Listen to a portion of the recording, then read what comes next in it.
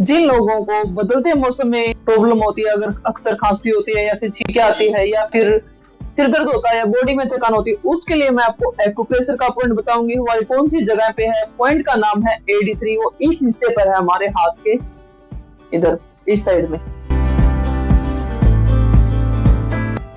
इस टाइप से। इसमें बॉल मैग्नेट लगाना है आपने। बॉल मैग्नेट है जो वो स्किन की साइड में व्हाइट टच होगा,